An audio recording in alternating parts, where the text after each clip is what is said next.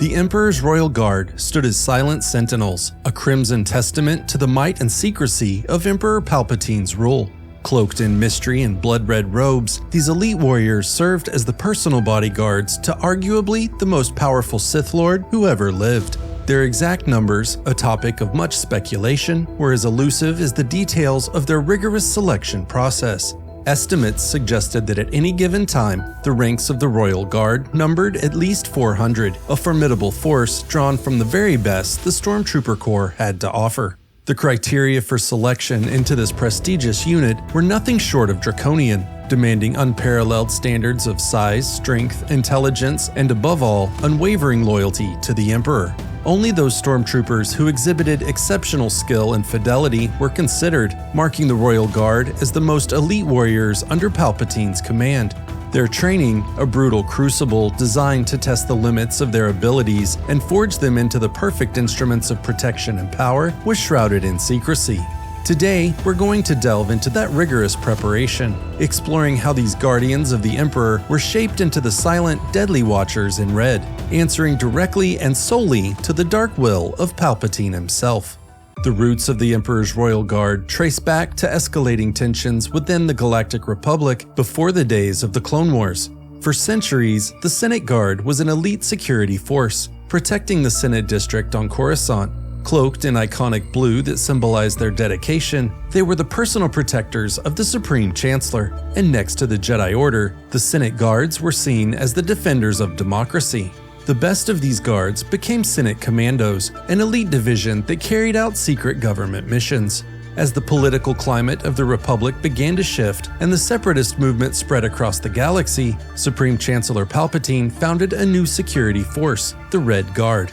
Handpicked from the Senate Commandos, these warriors became the Supreme Chancellor's personal bodyguards. More intimidating than the Senate Guard, these red-robed guards were always close to the Supreme Chancellor once the Clone Wars began. When the Red Guards were out of uniform, they conducted official visits and covert operations in locations where the Supreme Chancellor was scheduled to visit. The Red Guard also scouted travel locations, backup routes, handled logistics, and created evacuation plans, all while investigating credible threats against Palpatine, whether they were simply graffiti or HoloNet broadcasts.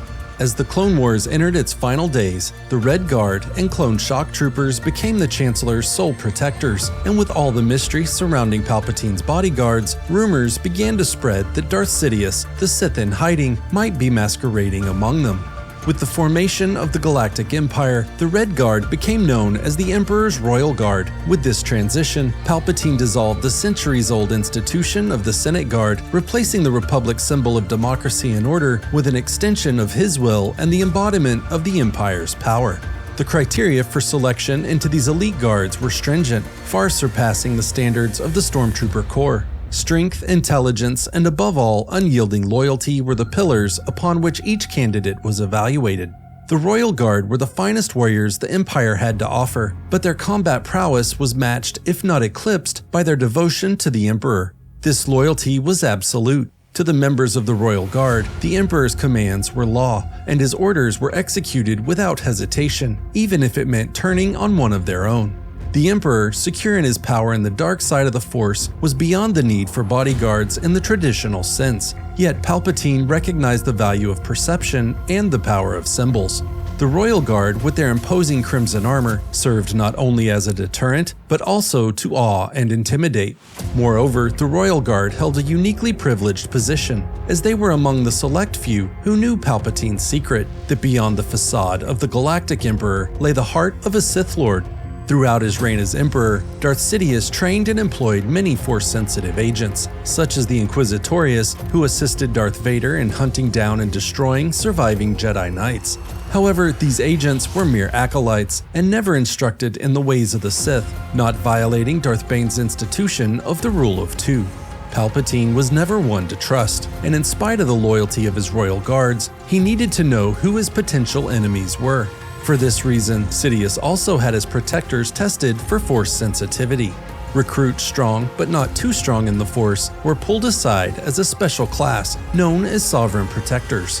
Those who survived these rigorous Force tests were trained by Dark Jedi to command the Force, allowing Palpatine to closely monitor his potential enemies.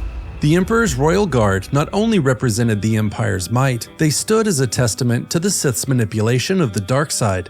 Yet beyond their imposing presence lay a rigorous and brutal training regimen designed to not just hone their martial prowess, but to instill in them an unbreakable loyalty to the Emperor alone.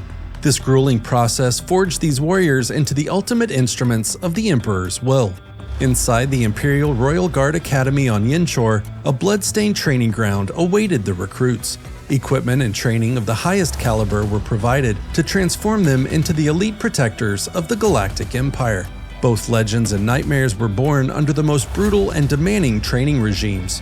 Each class was composed of 40 students, each embarking on a journey that for many would be their last. The relentless training was designed to push them to the limits of their physical and mental endurance. Within the arena known as the Squall, the art of combat was elevated to a dance of death. Here, trainees were paired up, forging bonds as they continuously sparred against each other. Over the course of a grueling year, these recruits honed their skills in a perpetual cycle of combat, their every moment consumed by the pursuit of perfection in hand-to-hand combat. Many would not survive the ordeal. The Academy's halls were often left with only a handful of candidates standing, sometimes culminating in the grim outcome of just a single survivor. This brutal attrition rate was a fundamental aspect of the training, ensuring that only the most capable and loyal guardsmen would stand beside the Emperor. This merciless environment taught the importance of both individual strength and the power of partnership. The culmination of this rigorous training was a final test, a battle to the death before Emperor Palpatine himself. This ultimate trial was not just a test of skill, but a demonstration of absolute loyalty. On the rare occasions that Darth Vader presided over these final moments, his presence served as a grim reminder of the weight of their duty. He instilled each graduate with an unwavering directive to never question or regret any order given by the Emperor. Palpatine's words were an edict that would guide their every action, every decision, and every moment of their lives as a Royal Guard. In the shadows of the Imperial Royal Guard Academy on Yinchor, the Emperor's Royal Guard was born. Forged through a gauntlet of blood, loyalty, and iron will, they emerged not merely as soldiers, but as the living embodiment of the Empire's might and Palpatine's dark will. The fall of Palpatine at Endor sent ripples through the Empire, profoundly affecting those who had served as his closest protectors. Bound by loyalty, the Royal Guard entered an official year of mourning, adding a black hymn to their iconic crimson robes. The Royal Guards took divergent paths. Some entered service to the various warlords who were laying claim to pieces of the Empire. Others retreated into the deep core, while a number chose a path of neutrality. There were those whose devotion to the Emperor drove them to a tragic end. Viewing their failure to protect Palpatine, many chose to commit mass suicide, as others sought out the prophets of the dark side who claimed the Emperor would return. One of their number rose with ambition, Karner Jax. Once a sovereign protector, Jax made a bold move to occupy the vacant Imperial throne. Becoming the second apprentice to Lumaya, the self-proclaimed Dark Lord of the Sith, he delved into the depths of the dark side. When the reborn Emperor seized control of the Empire 7 years after his death, Jax rejoined the ranks of the Royal Guards, but his loyalties now lay elsewhere, and he sabotaged Palpatine's clone bodies, leading to Palpatine's final destruction on Onderon. Throughout Darth Sidious's reign, the Emperor's Royal Guard stood as the embodiment of Sith authority, silently carrying out Palpatine's will with unwavering loyalty. While they maintained their vigilant watch, it was Darth Vader who acted as the enforcer of his master's directives. For a detailed exploration of Vader's daring assault on a royal citadel on Shu Torun, be sure to watch the video on the screen.